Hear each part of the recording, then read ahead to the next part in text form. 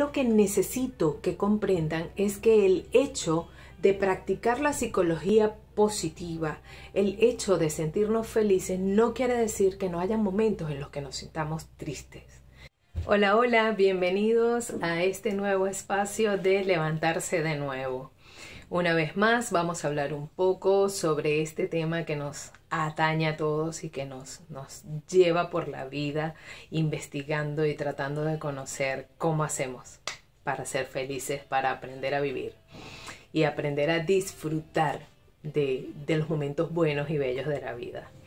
Hoy vamos a hablar un poco sobre la adversidad versus la felicidad, o mejor dicho, la felicidad versus la adversidad. Este es un tema que se ha hablado desde todos los tiempos. De hecho, hoy vamos a iniciar hablando sobre los mitos griegos, ¿no? Para la colectividad griega, para los ciudadanos griegos, era sumamente importante el tema de los dioses. Ellos, de alguna manera, encontraban la divinidad en todo lo que tuviera que ver con la naturaleza, la tierra, los árboles, los ríos. Para ellos era algo religioso, ¿no? Algo que de alguna manera estaba relacionado con la espiritualidad. En cada sensación, en cada sentimiento, en cada acto, en cada instante, la colectividad griega asumía y pensaba que detrás de cada movimiento estaba un dios. Definitivamente estaba un dios. Era una forma como de canalizar una vida difícil, una vida aleatoria, un mundo en el que se presentaban situaciones difíciles de manejar, difíciles de sobrellevar. Y pues en un mundo difícil, en un mundo tan complicado, las personas tendemos a buscar héroes, ¿no? Tendemos a buscar esta especie de héroes que nos ayuden a llevar la vida de una forma más sencilla. Es como una especie como si nos liberaran, como si encontráramos un héroe, algo sobrenatural, un dios que nos ayude a llevar la vida sin tanta adversidad, nos libere de todo este tema de la parte difícil de la vida.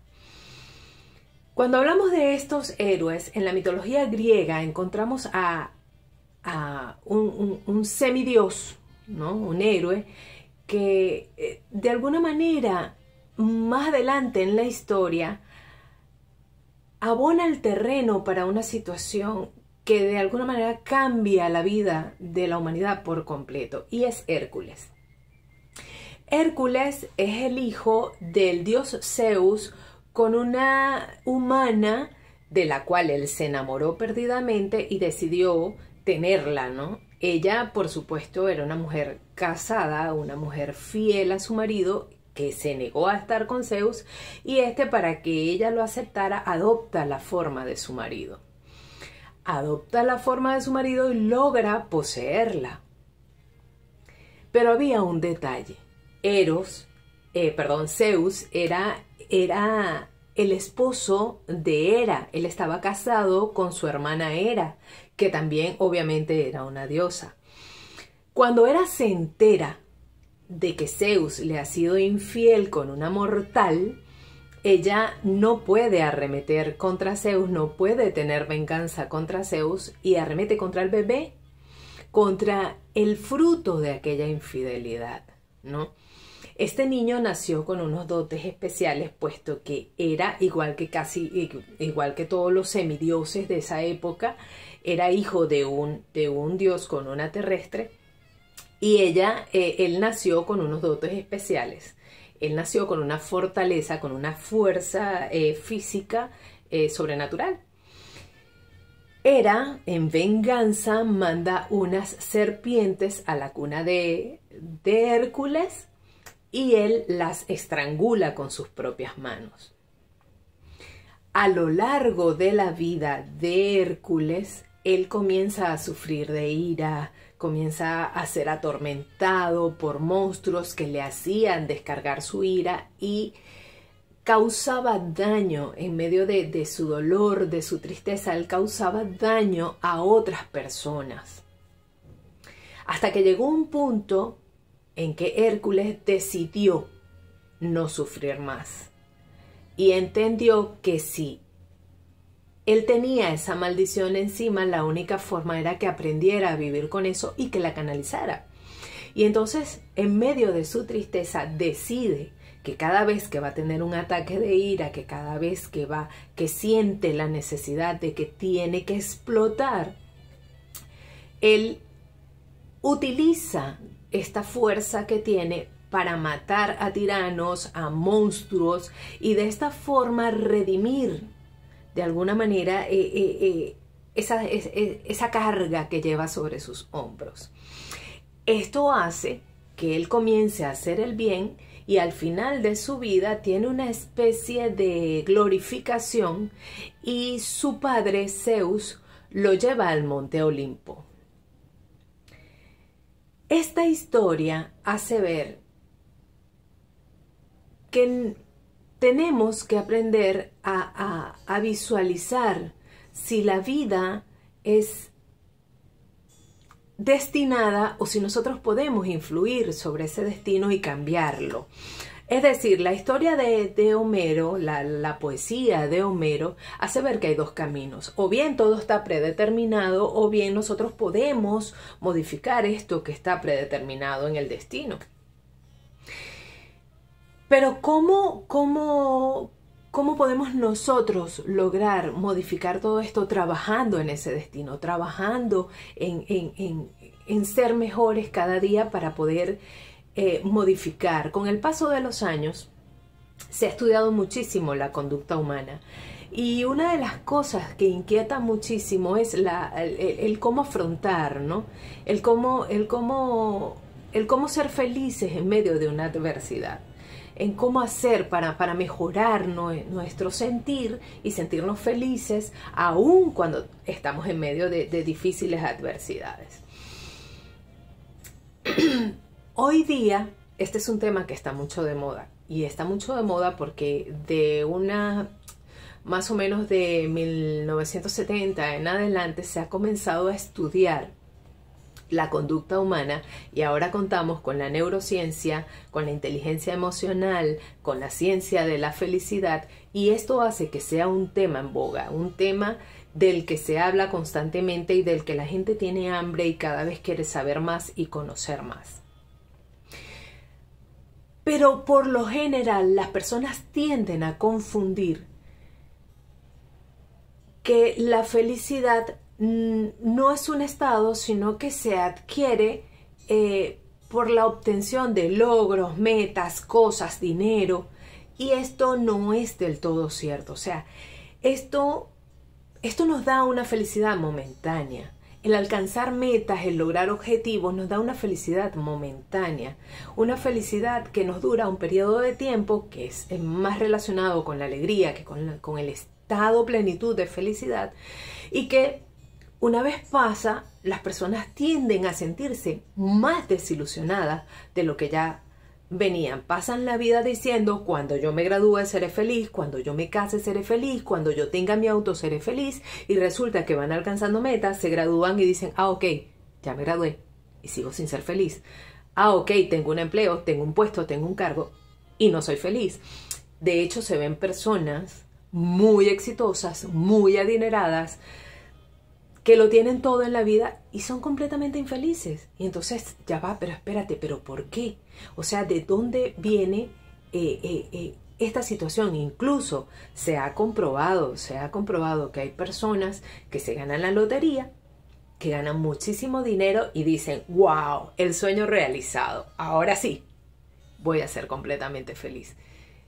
Y resulta que se les acaba el dinero y aún antes de que se le acabe, al cabo de 3, 6 meses se dan cuenta de que, sí tienen dinero, pero no son felices. Incluso retornan al inicio y se sienten mucho peor de cómo estaban, porque ahora tienen deudas, ahora se comprometieron con cualquier cantidad de cosas. Pues son personas que no saben administrar su sentir, mucho menos van a saber administrar lo que nunca han tenido en sus manos, algo como el dinero, entonces se sienten aún más frustradas y aún más tristes y pues, el desastre es total.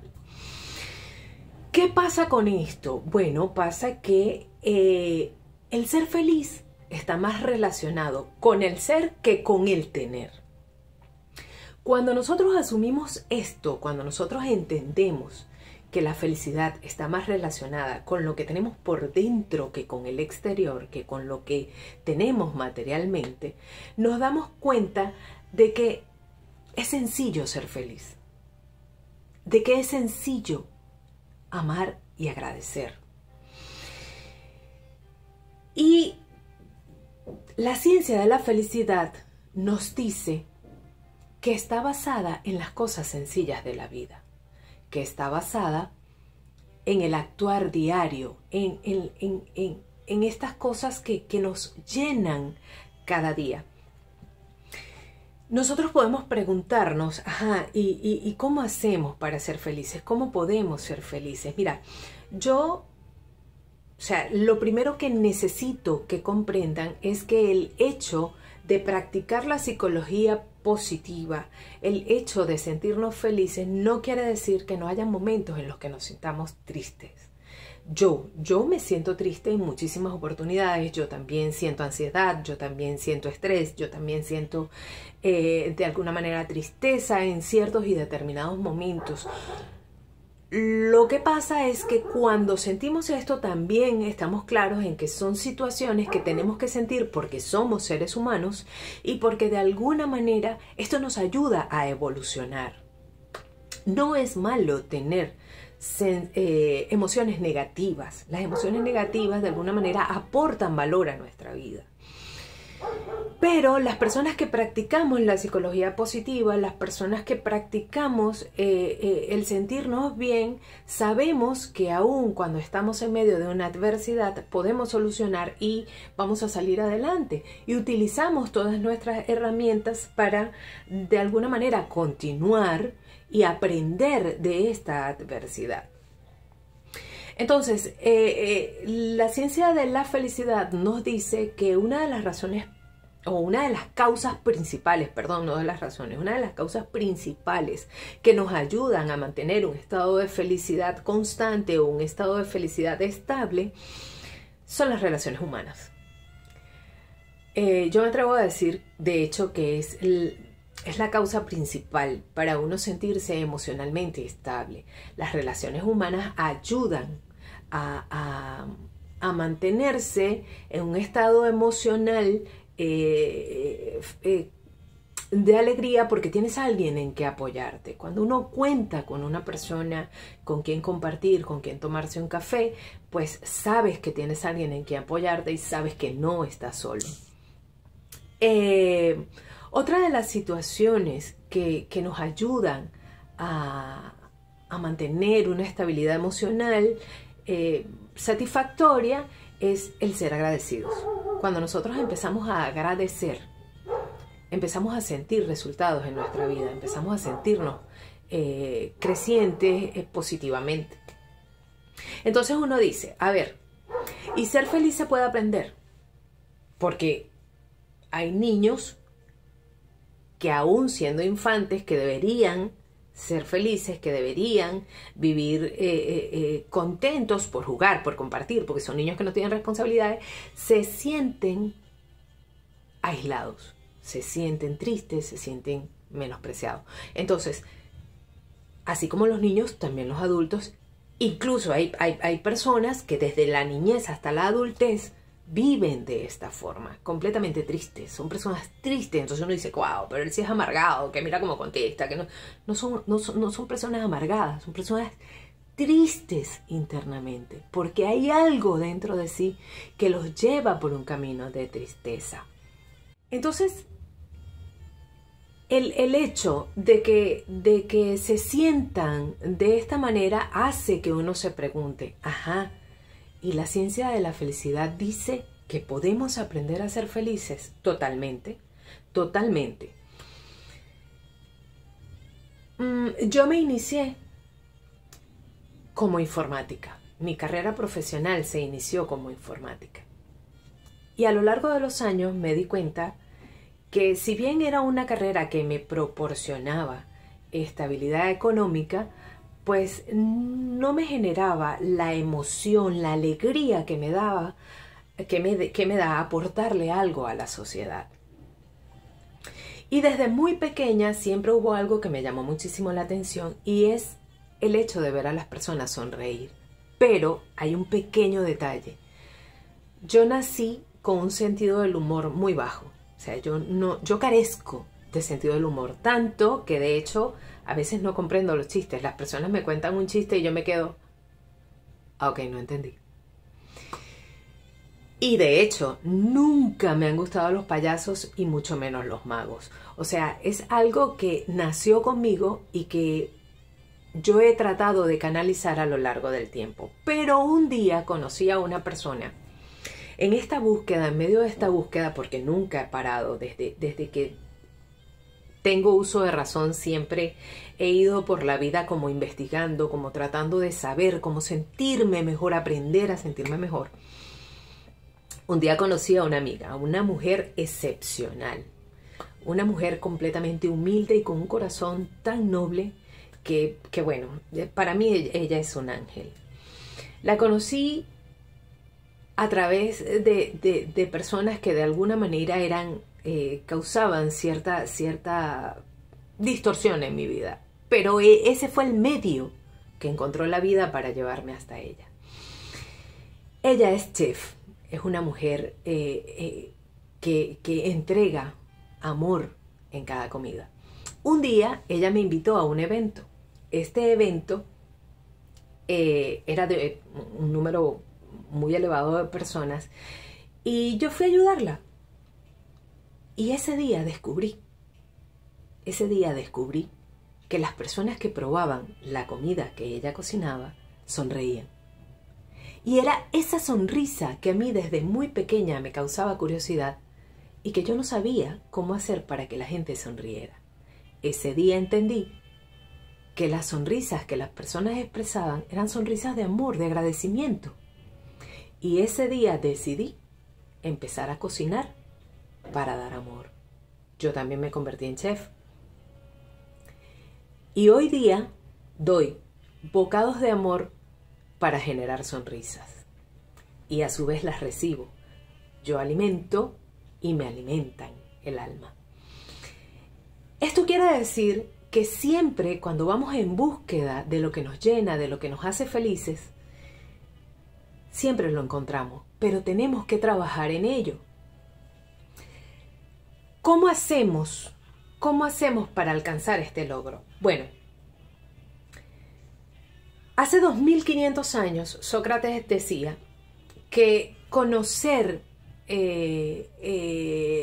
la felicidad, que conocer el bien era hacer el bien, que conocer cómo ir por la vida haciendo el bien era hacer el bien. Yo discrepo un poco de Sócrates y le doy más la razón a la religión. ¿Por qué? Porque si fuese como dice Sócrates, que conocer el bien es hacer el bien, el 90% de la humanidad haría el bien, porque todos o casi todos sabemos lo que es el bien, conocemos lo que es el bien, pero ¿lo practicamos? No. Hay muchísima gente, me atrevo a decir que todo el mundo sabe que fumar cigarrillos hace daño para sí mismos y para la humanidad. Y las personas igual fuman. Entonces, quiere decir que la religión estaba más cerca de la verdad al decir que la práctica cotidiana es lo que hace que las personas mejoremos nuestra conducta y mejoremos nuestro ser. Cuando practicamos algo una y otra vez, nuestro cerebro recibe una modificación en su conducta a nivel neuronal que hace que luego esa práctica salga espontáneamente. Es por esto que, por ejemplo, por poner un ejemplo, un concertista, un músico, un pianista, para poder tocar una sinfonía de Beethoven, ¿cuántos años y cuánta práctica tiene que tener? Pues lo mismo pasa con las emociones. Cuando nosotros empezamos a practicar una y otra vez los rituales necesarios, las prácticas necesarias para poder alcanzar el bienestar interno, sale de forma espontánea, se da de forma espontánea. Ajá, ¿y cuáles son esos rituales? El agradecimiento. Cuando se habla, por volver al ejemplo de la religión, cuando vamos a la religión, se repiten las plegarias una y otra vez, por ejemplo, con el agradecimiento del pan. Cuando nosotros agradecemos por los alimentos, entendemos que es una bondad, que es una bondad de la vida, que es algo que tenemos que agradecer, el hecho de que tengamos la posibilidad de alimentarnos. Y no lo damos por hecho. Aprendemos a valorar lo mucho que tenemos. Cuando repetimos el agradecimiento, aprendemos a valorar lo mucho que tenemos, de lo mucho que disfrutamos, y dejamos de ver de lo que carecemos. Empezamos a trabajar más en dar gracias por lo que ya poseemos. Cuando hacemos estas prácticas, cuando empezamos a hacer ejercicio, empezamos alimentarnos de mejor forma, cuando agradecemos, cuando tenemos relaciones humanas que no sean relaciones tecnológicas, porque a veces pensamos que la tecnología nos mantiene unidos y resulta que no, nos distancia. Nos mantiene unidos cuando estamos de un extremo a otro. Los muchos inmigrantes que habemos, bueno, damos gracias a la tecnología porque podemos relacionarnos con nuestros familiares, pero hay casos en los que dentro de un hogar la madre está en la cocina, el hijo está en la habitación y se comunican por teléfono. Esto no, o sea, esto lejos de ayudar hace daño porque causa una brecha en las relaciones íntimas, en las relaciones humanas familiares. Cuando nosotros aprendemos a hacer rituales para mejorar nuestro crecimiento y nuestra estabilidad emocional, pues todo comienza a fluir. Todo comienza a darse porque el cerebro recibe una modificación que sale ya espontáneamente el hecho de sentirnos agradecidos y contentos con la vida. Empezamos a ver lo mucho que tenemos, empezamos a valorar, empezamos a saber manejar la tristeza, la ansiedad, el dolor y todas esas sensaciones negativas que no dejan de existir porque somos humanos. Solo que teniéndolas, sabemos qué hacer con ellas. Aún sintiéndolas, sabemos qué hacer con ellas y sabemos dar gracias porque nos ayudan a continuar creciendo. Entonces, puede cambiarse el hecho de sentirnos más felices, puede pasar de la infelicidad o de la adversidad a la felicidad totalmente, totalmente. Lo decía en su momento Homero cuando habló sobre la historia de Hércules, que hizo ver que fue un niño que sufrió muchísimo, que vivió muchas desgracias porque tenía esta maldición encima. Él no la pidió, eso le llegó de la vida, fue un infortunio que él no pidió en su vida, pero que aprendió a sobrellevar, que dijo, ok, tú me vas a atormentar, tú me quieres cargar de este dolor tan grande de sufrir de ira, perfecto, yo voy a canalizar esa ira. Yo voy a descubrir qué puedo hacer de bien con ella, porque no pienso vivir el resto de mi vida haciéndole daño a otros porque tenga este mal. Él decidió qué hacer con su desgracia. Y lo dice hoy día el doctor Boris Cyrulnik cuando dice que un niño que ha vivido un trauma no necesariamente tiene que tener una vida de desgracia, no necesariamente tiene que vivir una vida de trauma. Una persona que ha sido víctima de maltrato no necesariamente tiene que ser un maltratador. ¿Por qué? Porque existen prácticas en la vida que nos ayudan a sobrellevar esta situación, que nos enseñan a crecer de alguna manera emocionalmente y a sentirnos mejor con nosotros mismos, a sentirnos estables emocionalmente, a sentirnos felices y a descubrir qué hacer con la adversidad. Eso es todo por hoy. Continuamos en el próximo video hablando sobre este tema y otros más que vienen por allí muy interesantes. Y bueno, se les quiere. Les mando un apapacho enorme, enorme. Un beso para todos y recuerden que si nos caemos 8 veces tenemos que levantarnos 9. Siempre va a haber la posibilidad de salir adelante, siempre va a haber la posibilidad de levantarnos y continuar. Nos subamos las rodillitas y continuamos nuestro camino. Los amo inmensamente. Chao.